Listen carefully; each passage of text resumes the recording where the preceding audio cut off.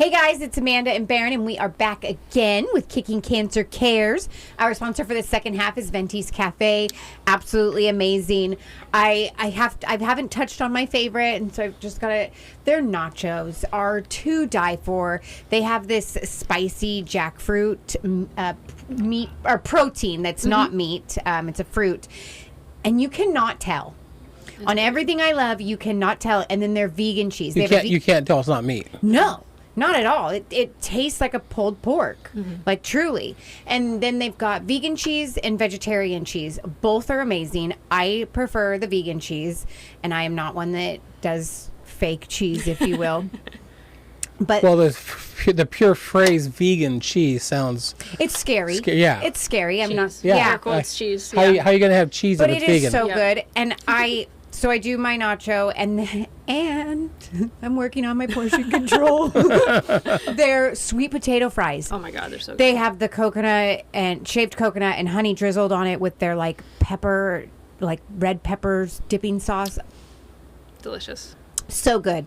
So if you're not looking to just grab a pizza and run home and make it quick and you have time to go sit down, oh my gosh, Venty's Cafe is absolutely amazing. Their nacho and their sweet potato fries. They've got a million different things. And I see they brought back their artichoke dip, which I have yet to try. And that is... I haven't tried their artichoke dip. That is on... I will be getting that next time, and I'll let you know how it is, which I'm sure it's nothing short of amazing. Well, Dino has worked hard to create a vegan menu. Yes. But he does have protein options if you want them. Yes, absolutely, yes. So.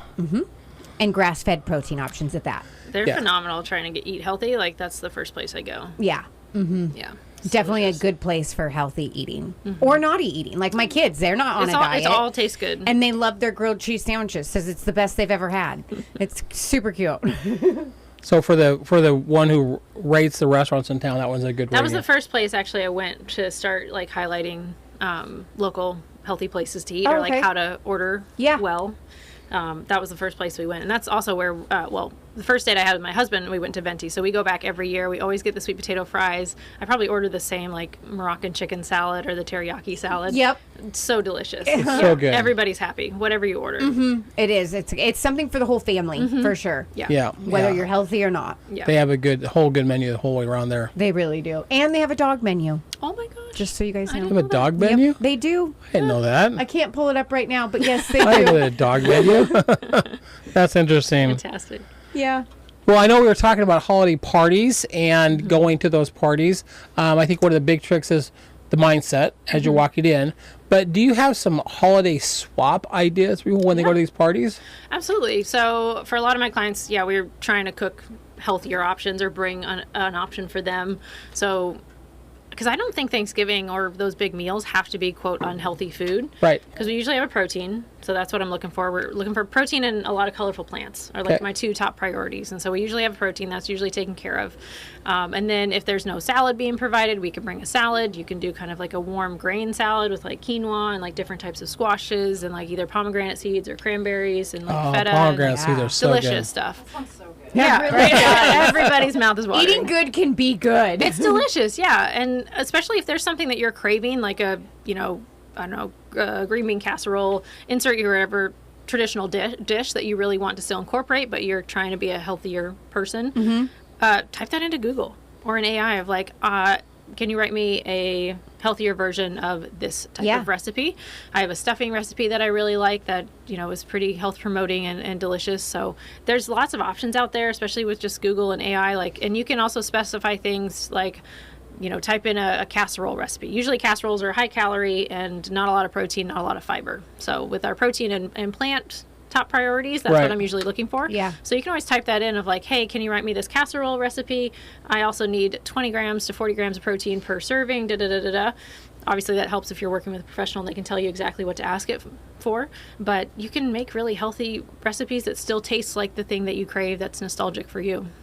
Yeah, you really Well, can. and the way you've been using ChatGPT lately to create a menu through ChatGPT is amazing. Oh, yeah. I'll give him her. It's a her.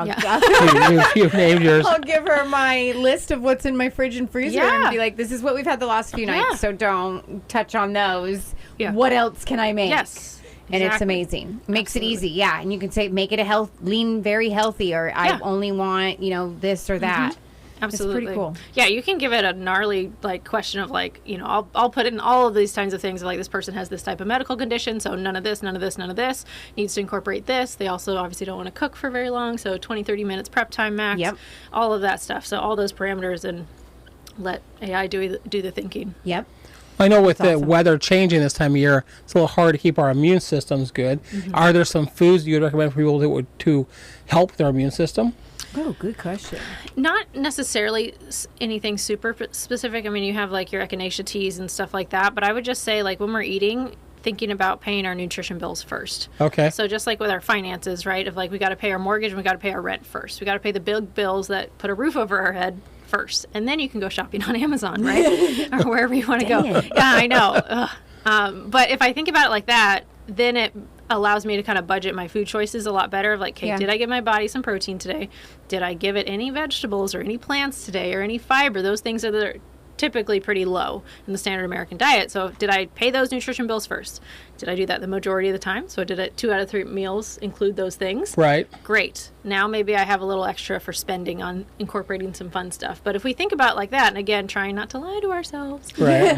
and, you know, being honest with your what you honest. have. Yeah, Yes. it's again not an all or nothing thing. I feel like that's a pretty reasonable, you know, question to ask ourselves. Of like, okay, pay the bills first, and then we can, you know, spend a little extra if we've got some. But Yeah. yeah, so having Okay. that kind of deal with yourself is usually good. Yeah. Well, and I think Absolutely. all of the green vegetables are probably good for your immune system. Yeah, Right? absolutely. Yeah, if you're that's what I mean by paying your bills, right? So if I've given my body the nutrition it needs to run a healthy immune system, to have energy, to rest, repair, you know, have good sleep, all of those things, have good concentration, that just comes from like plain simple proteins, fibers, like general whole foods. Right. So if I give my body that, you know, nutrition up front, then I can usually trust it to, you know, function well. Yeah.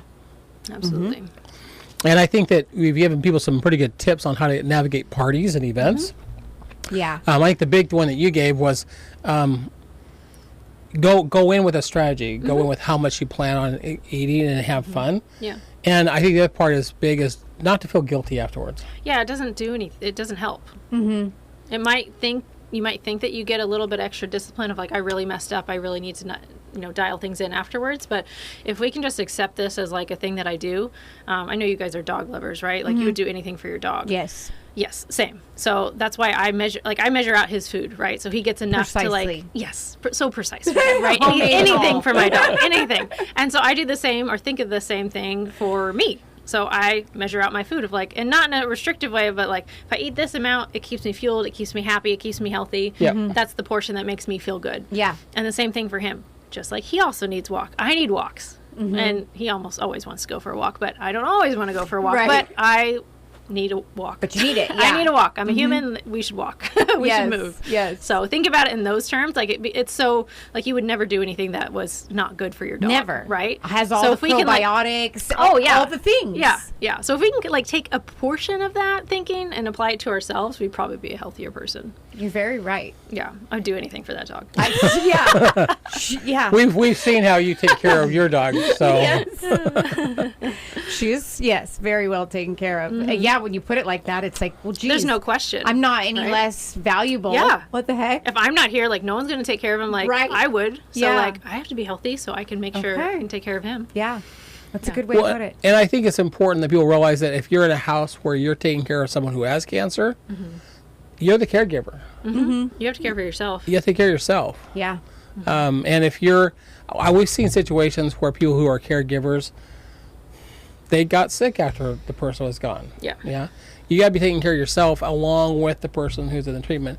If someone's going through treatment, do you have any recommendations if you're going through treatment? So usually, again, I'm thinking about just like giving as much nutrition as possible because typically when people are going through treatment, their appetite is super low. Granted, I'm not like a cancer dietitian, like it should be specific because each type of cancer is different. Right. So they should definitely be working with a professional in that aspect.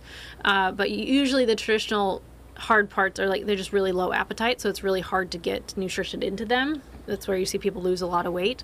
Yeah. And so my first priorities with that is usually liquid nutrition. So whether that means like protein shakes, or I'm making, when my dad was going through treatment, I would make him smoothies that had questionable colors, and so he would call them swampies. Swampies. Because they were just purple, green, Right. brown, just all the different colors. And he's like, "Ugh." And so we learned quickly to use a colored bottle so he couldn't see. But so we would just make, really nutrient dense smoothies. We would use like blended vegetables, roast vegetables, blend them up, and then make like a soup out of them.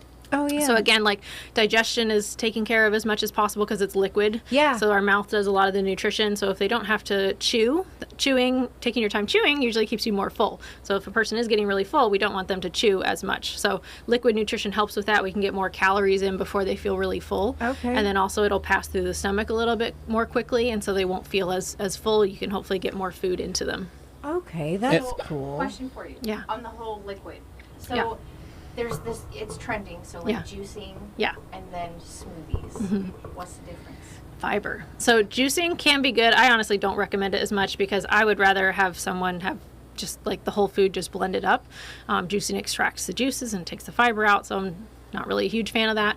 But you can have it if you enjoy it, but that's not what my meals are going to be based off of. So Right. Versus with a smoothie, we can still have protein. We can find some sort of protein powder with plant-based collagen, lots of options there. Yeah. And then I'm adding whole fruits just blended up. You can add fiber supplements to it because fiber is going to be really important to feed our gut bacteria. You can add healthy fats in there, which are really important if that person is really underweight. Having like peanut butter, olive oil, like any kind of like dense source of calories is going to be really helpful as well. So yes, definitely smoothies over juices. Okay. Yeah, and I know that with like, say, I'm a big fan of orange juice, and the challenge is that you're getting the fiber that comes with an orange. Yeah. And so it'd be really easy to take a whole cup of orange juice or 2 cups of orange juice. You're getting sugar, but you're getting no fiber to go with it. Yeah. Whereas if you blended up an orange or ate the orange, Yeah. you're going to get the straight orange that way too. Absolutely. Yeah, and just making it an orange flavored smoothie that has, you can add back fiber. Fun fact, this is actually tea with fiber in it. So it might get a little slushy towards the bottom, but this has been one of the most helpful things to add in for like protecting my blood sugar. So if I have this before like rice or a higher carb food, my glucose is not going to go up as fast because I had fiber as kind of the brakes. Okay. So super important to have fiber in there, and a little bit extra if you're not as glucose sensitive. Yeah. Okay. So you just added some fiber powder to your tea. Yep, and they have little to-go packets that I can take anywhere. So I've done this when I go out to eat, and I'll just ask for a cup of hot water, and then these little psyllium fiber packets. Yeah. Just dump it in a hot thing of water. Can it be in any? Does it have to be hot? It helps it blend Okay. better. You might get some sludge, Okay. so I think it still tastes I'm fine. glad that I asked that because Yeah. so many people, they're like, oh yeah, I'm juicing. Yeah. But you're not getting everything. You're getting some vitamins in there from the juice, but yeah, you're missing the fiber. So especially if someone isn't the most active person, or they have a condition that might make them a little bit more sensitive to sugar than others, it's incredibly helpful. And most Americans don't get anywhere near the amount of fiber that they need. So Right. Right. Well, the problem with most people with juicing is they won't do it because it's messy. it's time intensive. Yeah. It takes time. You can buy them, but yeah, it's Yeah. intense. I mean, You have all this discard. Yes. Yeah. And Yeah. You're like, what do I do with it? Yeah, which Yeah. you could still use. Like, yeah, you could just eat the thing, or blend it up, or I know. In Brenda's case, years ago when she first started, she would juice, and it wasn't the best tasting, kind of with your dad. Yeah. But she knew how valuable it was. But then all that sludge, they had chickens, and so she just put it in the Yeah, backyard. The yeah, chickens yeah. just go Compost crazy on the back part of that. So Absolutely. yeah. Yes. So what? I've got a couple of questions here that kind of came to mind. What long-term habits do you think survivors can focus on during the holidays? If someone's gone through the battle, they already know they've got some things what are there some habits they start putting in place during the holidays?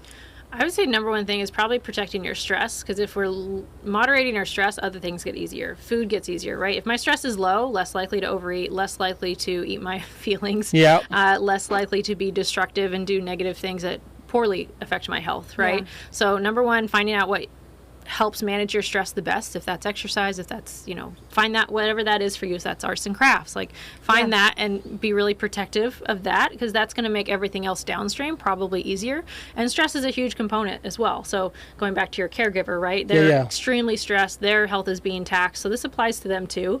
I think a year almost to the day that my dad passed away from cancer, my mom was diagnosed again with breast cancer. Oh, wow. So stress is a really powerful thing. That's a big statistic anyway of when you lose a spouse, typically the other spouse goes shortly afterwards. Luckily not the case, but so all that to say, probably manage your stress. But I would imagine while your mom was taking care of your dad, there was stress in the house, which could have triggered the breast cancer. Absolutely. Right? Absolutely. So making sure we manage our stress, creating an active lifestyle that is just like, taking care of our dog, right? If we can make it as routine as that, so it's not really a question of like, do I want to go to the gym today? It's like, no, I walk the dog because I love my dog. Like that's the end of the discussion type of thing. So if we can get more matter of fact and less emotional about that type of stuff, I think it's more likely to stay really consistent. And I think that's where it gets kind of hazy, is when it's more emotional versus matter of like that's this is what we're doing versus well, do I feel like feeding the dog today? Well, that's never a question. Never. Yeah, wouldn't even cross your mind. Yeah, right? no. No, it's like 5 o'clock on the dot. Okay. Yeah. Yes, exactly. 5:05. What? Yeah. Well, and that's a great point. That if it's a thing you're going to do, matter of fact, you're going to do it. Whereas maybe you don't have to do it, and that's a whole different. You stop thinking about it as an option, which is crazy because you would think we would put our health first and foremost, but we probably lack on ourselves more than anything. Like I give so much more to everyone else around me that I'm the last one to take care of myself. And I don't mean that in like I'm overdoing it in other places. It's just natural instinct. It's just it kind of leaves your mind. You're just busy, especially us moms and wives, and just taking care of everything and doing it all that we forget. Like, no, this has to be how it is. Absolutely. Not, well, maybe if that works, if it's convenient. Like, no. If the plane is going down, oh no, you gotta say me. But you forget that quite often, don't you? Yeah, I do. And I try to remember that. I do it a lot more with like my hobbies, but it's like, no, I need to do that with my eating as well. And I think it's about finding what is a motivating factor. Like I use my dog, right? I don't have kids yet. But like you would do anything for your kids too, right? I mean, and thinking about that as far as like shaping their healthy habits as well. So again, it becomes totally normal. So it's not like, okay, they can have kid food now, but then, eventually they have to like graduate off of that stuff. If they just like see that stuff as their normal, then they just do it, right? And it's not this like big discipline thing or motivation thing or no, I have to be good with my food now. It's like, oh no, this is normal. Like it's normal to have vegetables. It's normal to go for a family walk. And that stuff is so powerful. Yeah. Well, you've seen how much has trickled down in your family by making some changes, and then your husband makes changes and your kids make changes, and actually seeing the same thing around your house. So the trickle down effect is huge. Huge. Yeah, absolutely. When my son was young, he's 19 now. When he was, 5-ish years old, he was a super picky eater. He was allergic to a lot of things. And so hot dogs, he loved hot dogs. And I mean, he could eat unlimited amounts of hot dogs. And it was easy. It was convenient. He loved it. It's what made him happy. And so we were giving it to him. And he kept getting bowel obstructions, like go to the hospital. I mean, he's definitely had surgeries and reconstructive stuff that's happened. Was the hot dog a triggering factor in the whole thing? So finally we talked to a nutritionist, and they're like, what's his diet look like? What are the things? And we're like, hot dogs are a big one. Chicken nuggets are a big one. Like kid finger foods were big because that's just what he ate. And she was like, I want you to not do hot dogs. And it was like, oh, you want me to commit suicide? Okay, sure. Why not? Yeah, you take a hot dog. So we did, though, because it was like something's got to give. I mean, he was being hospitalized for weeks at a time. Right. It's pretty serious. He quit eating hot dogs and he never got another bowel obstruction. Ever again. Yeah. Ever again. It was insane. I mean, I can't tell you how many. We had between 5 and 10 hospitalizations that were a 2-week period that he was being hospitalized for these bowel obstructions. And as soon as we took out hot dogs, and it's like, what are in hot dogs? They're just disgusting. It's Different gross. types of meat. But you don't think of it because it's just you're giving them what they want. But it caused serious health issues. In his case, it was not a good thing to give him. No, not at all. And took it out and bam. So it's like if we think about what we're really putting in our bodies and what it can do, I mean, that was a huge dramatic effect. But I mean, there's little effects that it trickles through everything and everywhere of our body. And I would imagine this time of year, it's easy to slip into bad habits because you're going to these parties and you're, you know, everyone else is doing it, so I'm going to go ahead and do it too. Yes. Like you said, after January, I'll be good. Yeah. No. Yeah. It's like as soon as No, Thanksgiving hits, you're like, okay, free for all. Yeah. Yeah. Start my diet. And then. Yeah.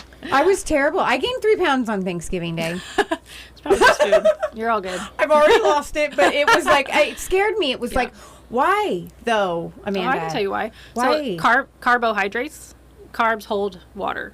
So for every gram of carbohydrates, which probably most Thanksgivings, the general recommendation for carbohydrates is like 130 grams for the day. Almost nobody eats that unless they're consciously trying to control their carbs. Thanksgiving, you probably easily eat like 500 plus grams. So for every gram of carbohydrates that you consume, I believe it's like 3 to 4 grams of water, weight-wise, comes along with that. So Okay. so it's like water weight. That's part for of every it. gram of carbs, Yeah, there's 3 grams of roughly. somewhere around there. And you said on Thanksgiving there's how many carbs typically? Well, I mean, mashed Potatoes, like any of the Stuffing. pies, Rolls. stuffings, rolls, crackers, yeah, all All like of that. it. So any of those Mac and carb-based cheese. stuff. So that's a general, very big guess. Yeah. But I mean, So the reality is that we did gain weight, but we gained a lot of water weight. you can also think about it because you burn food through heat. Typically, sweat is not really typically like I'm burning my fuel off. It's typically heat and like, you know, moving around and things like that. So you can also think about like if you take your Thanksgiving plate and everything you snacked on, put it on a backpack and then walk around with it, like until you get rid of that waste, like you're carrying it around still. You're also going to hold on to a little bit more water when we had a big influx of carbohydrates, especially if you're not used to that. Right. So that's a lot of what that waste is. So it'll trickle off, in the next couple of days. But, And it did. I just ate, and we went to 2 Thanksgivings, and then I got home and was like, well, I didn't have my favorite dessert, so I'm gonna have it now. And my nephew was like, wow, 3 meals in one day, huh, Aunt Panda? I'm like, stop it, it's a cheat day. And he's like, I'm pretty sure all of last week was a cheat day. And I was like, okay, I gotta get myself under control. And he's recording me as he's saying this. Oh no! Oh no! He's like, oh no, and then sends it to me. Oh, He's like, rude. you'll regret this. no. It's like, well, I mean, I guess that's what kids are for, holding Yeah. you accountable. Reminding us. Very honest, yeah. Get out of here, Scram. I'm trying to cheat in peace.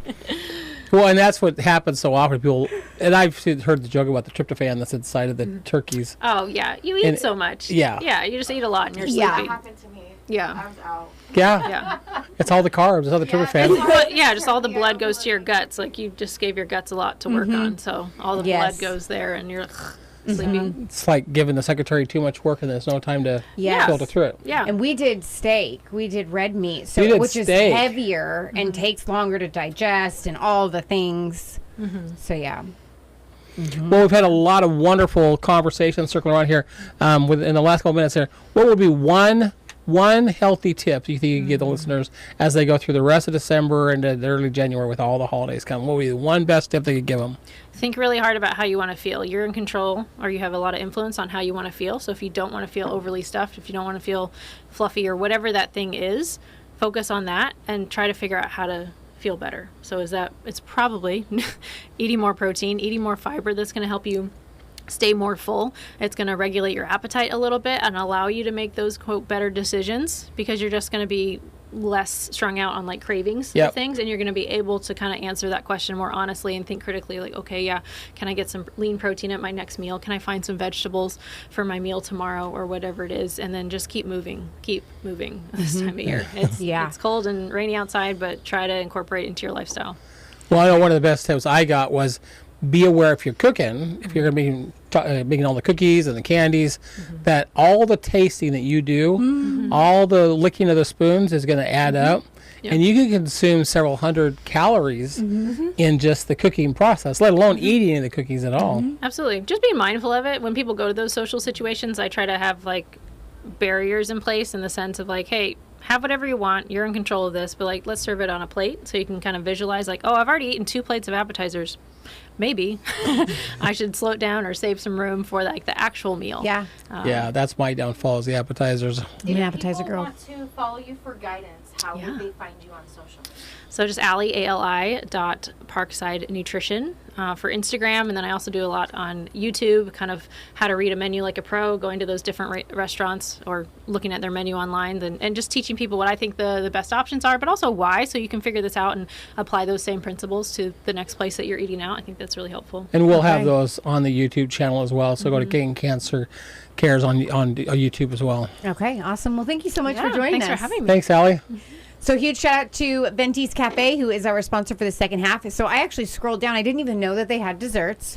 And they have desserts. Now that we're on this topic, They have cheesecake. They have creme brulee, which is not, it's not easy to find unless you go to like a super fancy restaurant. So that's cool that they have that. They have flourless dark chocolate. They have sorbet, vanilla sundaes. They have kombucha floats. Kombucha. Ooh, I and then know. this one I find That would intriguing float. is Nat's raw cakes. So the cakes are vegan, gluten-free, and made from raw ingredients. Ask servers for the flavors. huh? Interesting. And then they have Yeah. tons of espresso drinks that are absolutely amazing and so yummy and very festive, if you will. Anyways, we will be back next week As the movement continues.